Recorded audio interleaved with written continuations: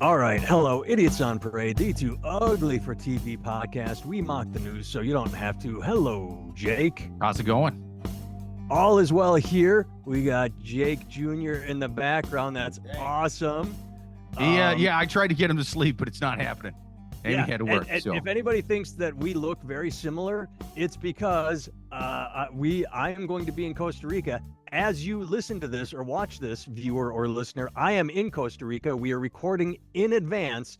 And we always say that when we record in advance, if we miss a big story, that's why. Jake, there is a big story. It broke this morning at 10:41 a.m. By the time I am in Costa Rica, we could be in World War III. nice. That'll That'll be good podcast content, I think. The New World War. 3 U.S. troops killed by Iranian-backed drone strike in Jordan. In Syria, Biden says 25 injured. So we've been getting frisky with the Houthis, bombing some of their missile sites. And there were some incoming, I believe, missiles in Syria that gave concussions to soldiers. But now we have 3 dead U.S. soldiers in Syria that Iran is behind. I don't know what's going to happen. This is all breaking news. We have no details, but I will say this. That is the one thing. Well, there's others. That is one of the things I loved about Trump. I loved that when push came to shove, he killed the shit out of General Soleimani. I don't know if you heard any of the stories, but remember they said, okay, we need to do a retaliatory strike against Iran. They were doing some bullshit. Here are the options. This is like the light option. Here's some general bombing. This is a bit extreme. And he went, yeah, do the extreme one. Kill the shit out of that guy. And I thought that was great. And I cross my fingers right now and hope that Biden does the same thing, because I think this is happening because they say, they look at Biden as weak, or that he's not going to do anything, or he'll do a proportionate response. I hope he bombs the shit out of every weapons depot that, oh, you killed 3 service members. All right, we are taking out 300 buildings, 300 munitions, anything military related. I hope we go above and beyond. Well, that's where it gets tough with groups like that. They don't really have here's the Houthi No. headquarters. That's the Houthis. This is Iranian backed. I hope we do something to Iran directly. Yeah. Honestly, as long as it keeps boots off the ground, I think it's a good thing. I mean, I don't know what the hell the U.S. troops are doing in Jordan. Honestly, I think that should be more. If we're gonna do these proxy wars, we give weapons to other people. I think that's the fucking move. Yeah, I mean that's what we're doing with and I know it's an extreme case, but Israel and Hamas. We don't want to fight them directly, but we can just keep arming Israel and Israel do their thing. Well, right. And honestly, I don't know why this conflict has to have that much to do with us anyway. I mean, look, I'm not a big pro Hamas guy. I'm also not a big Boko Haram guy either. But when Boko Haram pulled shit like this, Michelle Obama put little Twitter videos up with the hashtag bring back our girls. We didn't send one side surface to air missiles indefinitely from now until forever. That is true. That's a good point. But yeah, I don't want to say exciting because it sucks. I don't want anyone to get killed. But what is a proportionate response? It's just funny that that's the language that gets used, is we will have a proportionate response. Maybe we should have a disproportionate response. Maybe we should do something extreme to say, hey, quit fucking with us. Because I think they're pushing boundaries, they're testing waters is what they're doing. And we need to come down with a big old curb stomp and say, knock it the fuck off. Yeah, but the problem is if it's too heavy now, you risk running into killing a bunch of civilians and shit like that. And, I like I said, I want to hit military targets. I don't want any civilians. We could take out a couple boats.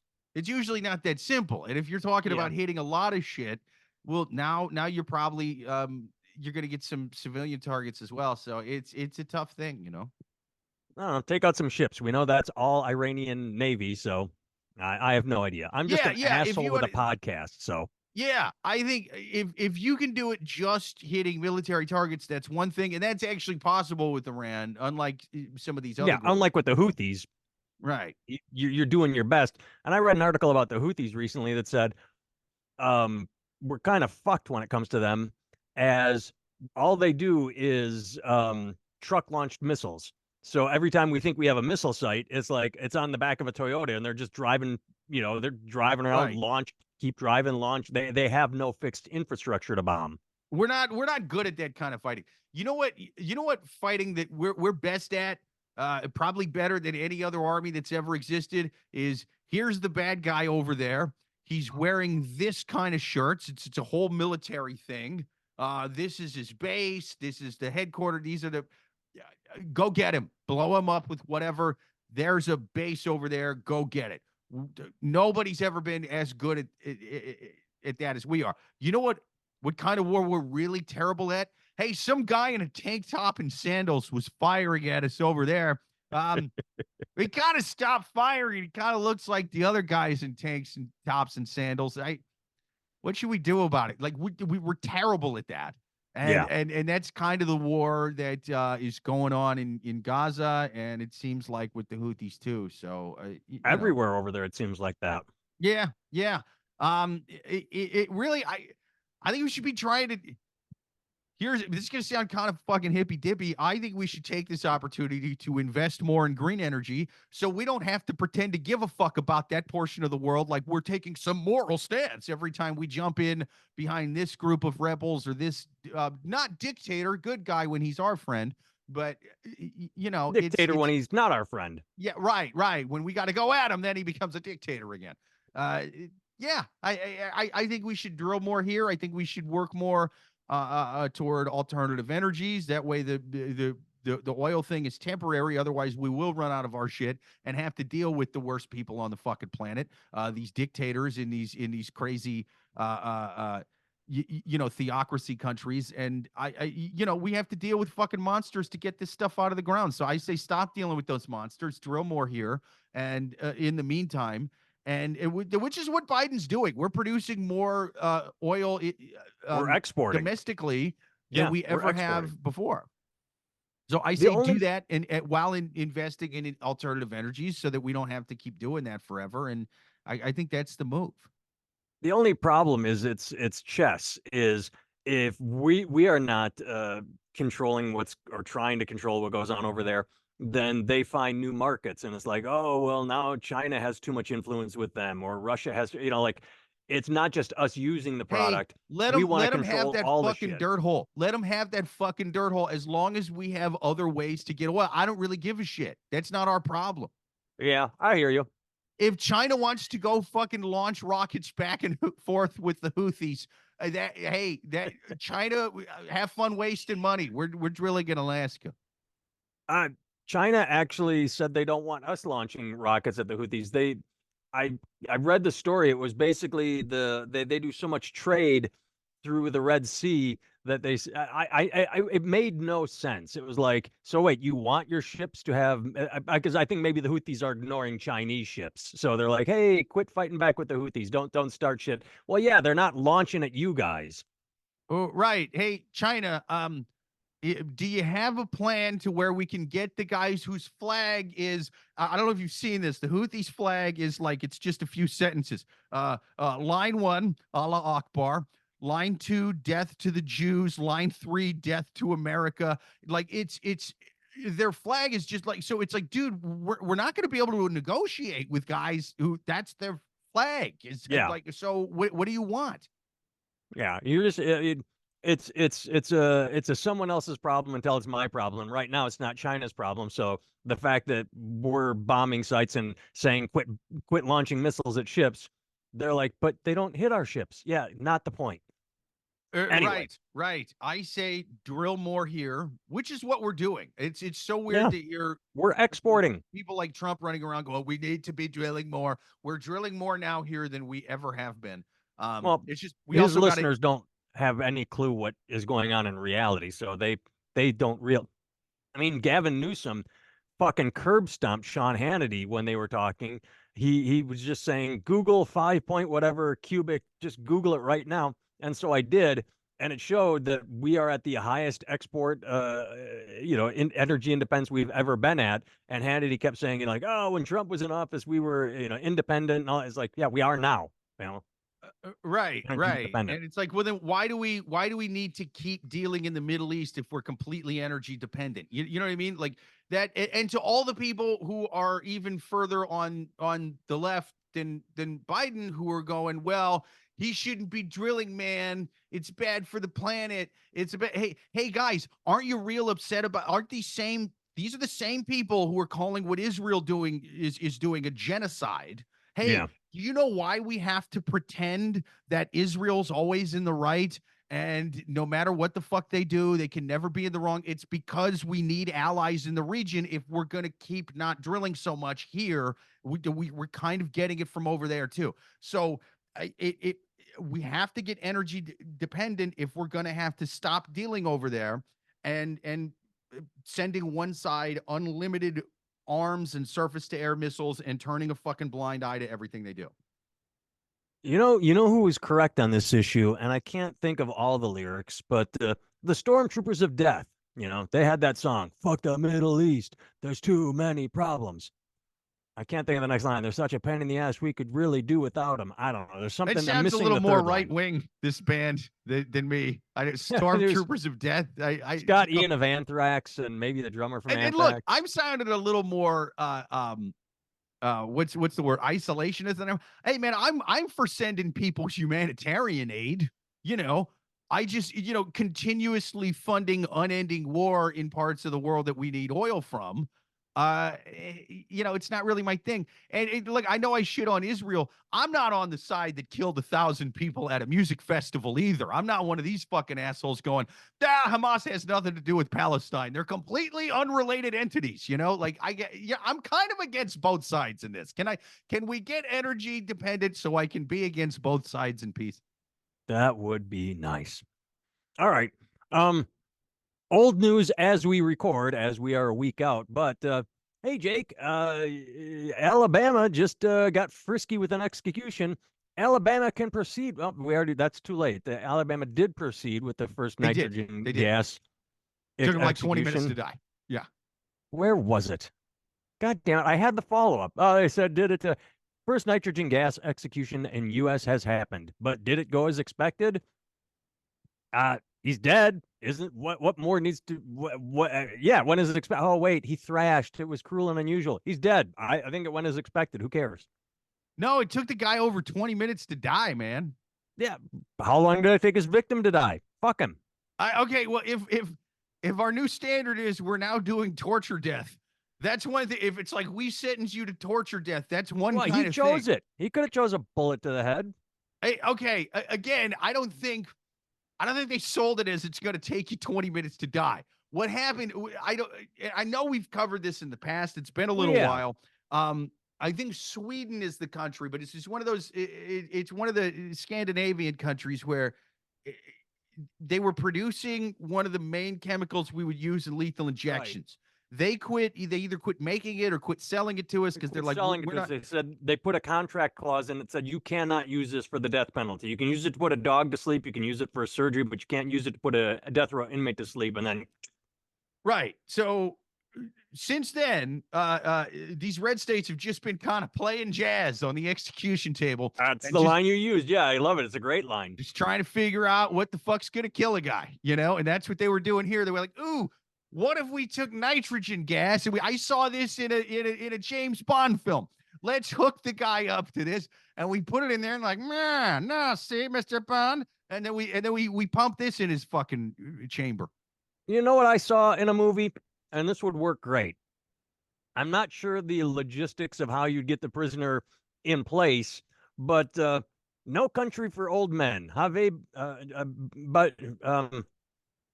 Bardem. Why can't I say his name? Yeah. The fucking just the cattle thing. Just have a prisoner like, hey, stand here. We're going to take your picture. Okay, hold on. But it's not a picture. Stud through the head, dead. No fuss, no muss, just dead. I like your thought on this. I was thinking a similar thing. Javier Bardem. We're a country that's full of ways that people can die who don't want to die. You know what I mean? Like, but we're so bad at killing somebody we actually want to kill. It's fucking ridiculous. All of our coke has fentanyl in it now, to where they're like, hey, just one little bump of this can fucking kill you if there's just one little like the a little bit that can just fit on the end of a pin can just kill you if it's in this bag of coke. It's like, oh, we gotta stop people from coming across the southern border because they have fentanyl, and oh, that can kill you. Just a little bit can kill you. Then use it in executions. We got all this fentanyl. Just find the bags of coke with fentanyl in it. You give them one last bump. Give them one last key bump. Get the key bump to the sky. The long black key bump. That's what you give them.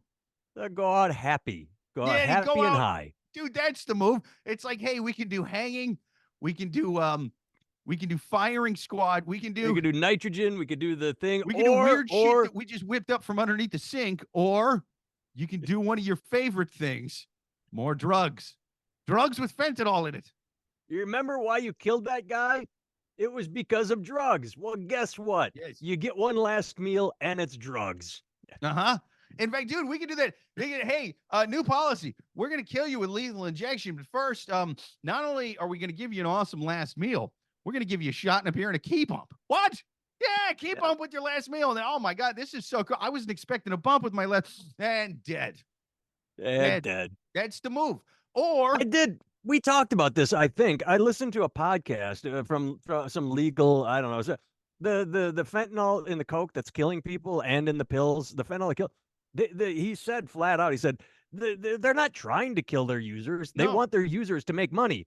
The way he explained it made so much sense. He said, you know, when you make a batch of cookies, every so often you mix it, and there's just a little hit of flour that didn't get mixed in, and you said that's the fentanyl. They try to mix it. That's what it is you're using it to, they're using it to stretch baggies. That's what the fuck they're doing. And they're trying to, they're not trying to kill. It's just that it doesn't mix. You get the wrong hit and you're dead. You have to make you're sure basically to mix playing, you're playing Russian evenly. roulette with your drugs. It would be like if you have a, let's say there's one type of alcohol where one shot equals 100 shots. You know what I mean? And you're like, dude, I could really punch up my margarita mixing machine if I just dumped it. It's like, yeah, okay, but you better hope that thing mixes it evenly. Otherwise, one of you's going to have a really good night. One of you's going to be dead sober, and one of you's going to be dead.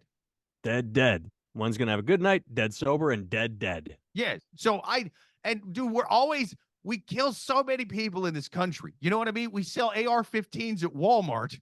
But we can't, the one time we need to kill somebody on the government's behalf, it sometimes takes 20, 40 minutes because they're just playing around with goofy little chemicals and things like that. It's the dumbest fucking thing ever. Meanwhile, you're just trying to do a key bump and have a good time and start dead. You know, dead. Just do what's doing it in the key bump. Give them the fentanyl. Use fentanyls for executions, you fucking morons. How has nobody figured this out by now?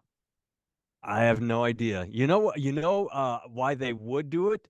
And this is called a segue. If God told them to.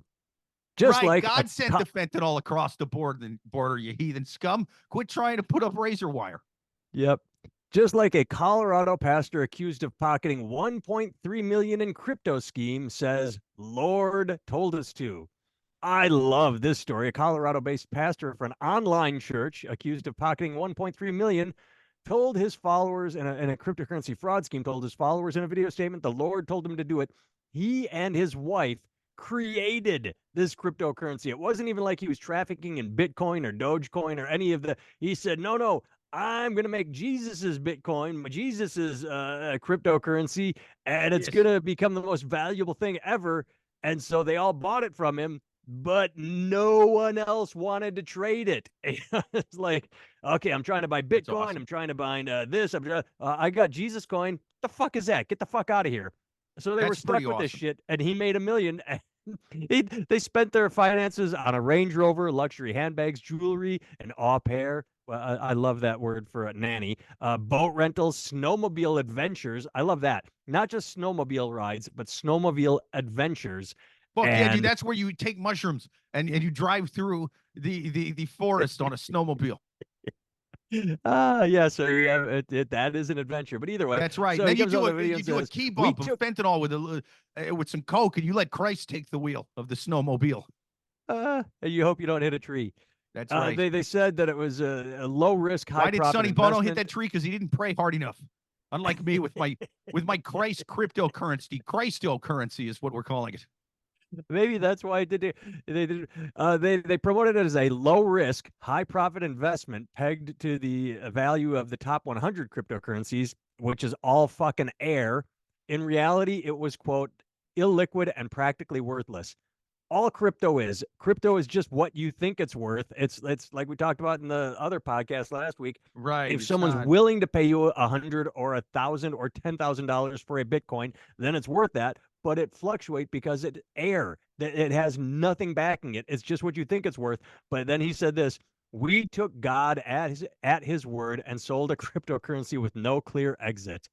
What we are Yeah. believing for still is that God is going to do a miracle. God is going to work a miracle in the financial sector. Oh my goodness, Jake. Why do we not have a cryptocurrency? We need a cryptocurrency for anyone dumb enough to listen to us or follow us or believe us when we say anything. We should, man, but I don't think we're good enough salesmen to. I think we're good enough salesmen to where we may be able to get people to buy initially.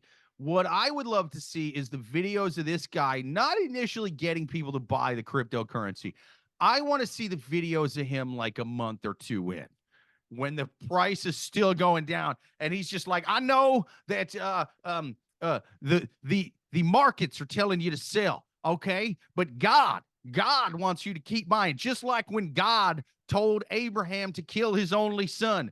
God would have also told Abraham not to sell when it's low, okay? You need to keep buying when it's down low. That's the way when it takes off, you're really going to be rich. I know you got voices out there telling you, your wife wants you to sell because we need to pay for braces for the kids. You know what that voice sounds like? Satan. All right, that's Satan. Satan telling you to do that. Satan also told Abraham's wife to go, "Oh, don't stab our boy, Abraham. That's weird to do that." You know what? That was Satan. Satan. That's why women ain't allowed to be pastors. You understand? You can't listen to that. Their minds get all muddled up with the devil. Listen to me. You're the man of the house. Keep buying crypto from me. It's gonna hit. It's gonna hit. Well, I mean, that's what he did when he said, "We're still believing God is going to work a miracle in the financial sector." And it works because in the comments on his video, dozens of people continue to reassure him that God will turn the situation around.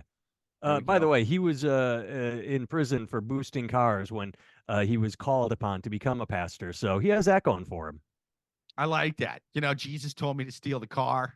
Jesus told me to, you know what I mean? Jesus wants this hot wired Porsche. It's not for me, it's for the Lord. Ah. Well, I think Satan wanted him to steal the car, but Jesus wanted him to become a pastor when he was in prison because what happens when you have good behavior? You stay in longer. Oh, wait, no, you get out sooner. So There we go. There interesting we go. how, I hope he's telling people that Jesus made him create a cryptocurrency where he was the one benefiting from the land. I hope that was his defense in court for stealing the car.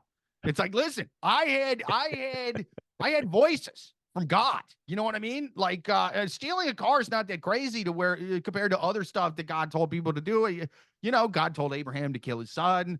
God told Moses to help or what's his name, Noah, to help drown everybody or whatever. And so like God said that he needed an ark big enough to fit two animals. You know what I mean? Of every single species. He just told me he just wanted a Lexus is all. You know what I mean? So it's like, I can do that for God. What am I going to, Noah built a whole ark. I can't even hotwire a Lexus for him. What am I, a fucking atheist heathen? Scum? No. solid goddamn argument. It is. I don't know why people don't, take that path. I mean, we Dude, should I be hope this criminal guy, defense attorneys, or not. We couldn't be attorney. We should be criminal defense advisors. At least you should. that's right. I, God wanted a bump done off of this stripper's navel. That wasn't for me. That was for him. I would buy that. That's right. God's voice All right. came into my head and told me to do that just now.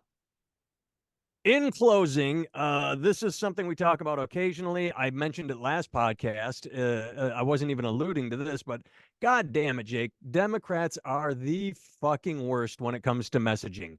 They have this getting handed to them on a platter.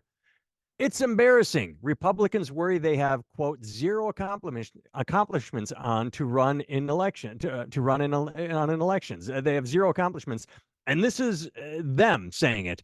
Representative Andy Biggs of Arizona said it in an interview with Newsmax. We have nothing, in my opinion, we have nothing to go out there and campaign on. It's No, embarrassing few have been because saying that. Yeah. yeah, and before him, who was it? Chip Roy was Chip Roy running of around saying Texas that too. said Yeah. he did it on the floor. He said when Biden had and when the Democrats for 2 years, 2001 to 2003, they passed. I don't even remember. They should get out there and say, hey, guess what happened when we were in control? We had lower prescription drugs, lower insulin. We passed the infrastructure bill. The CHIPS Act, the global greenhouses, all this shit. Republicans come in as just no, no, no. And as we talked about last week, there is a bipartisan immigration deal that is so close to being ready, but Trump is saying, no, no, tank that deal so that they can say, oh, Democrats aren't doing anything.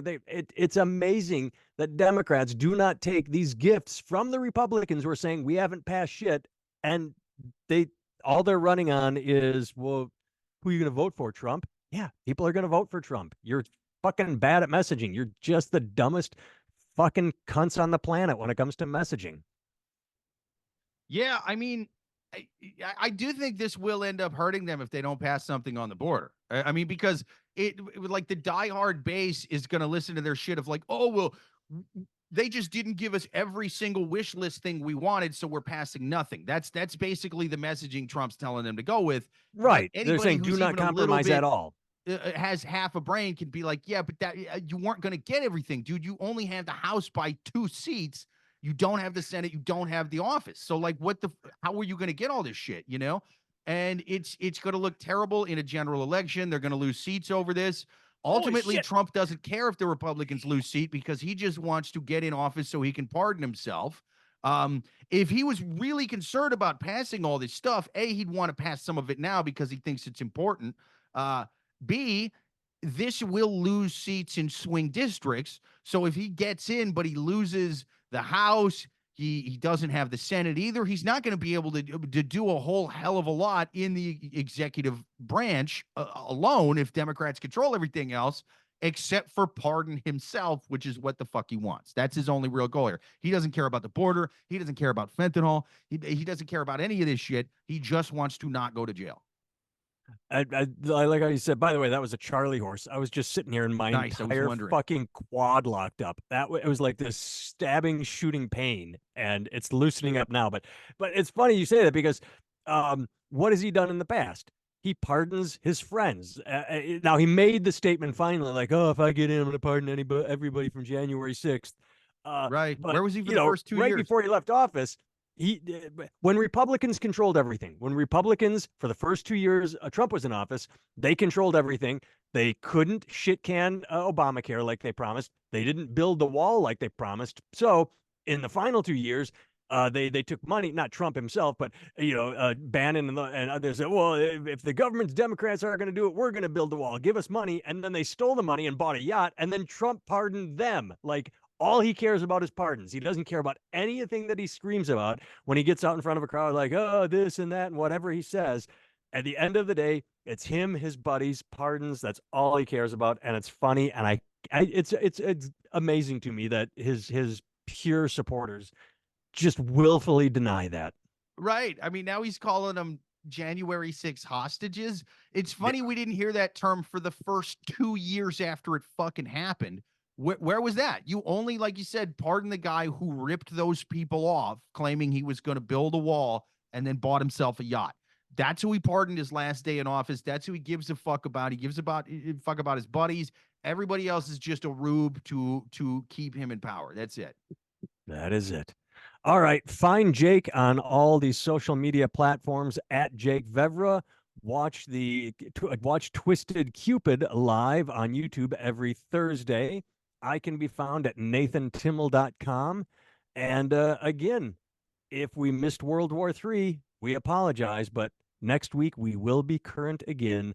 I will be back from Costa Rica unless I was taken hostage by Colombian drug lords, because I've heard they're prevalent in Costa Rica, because I'm an American. What do I know about Central America? And forced I to do know smuggle Colombia's fentanyl in back South across America, though. the Sorry, I the talked over border. your stinger. Go. Oh, all good, all good. I was gonna say, and you'll be forced to smuggle fentanyl back across the border through your rectum. Yes, up my butt in a condom. All right, That's Jake, right. good seeing your face. Make my last meal a fentanyl and cheese sandwich.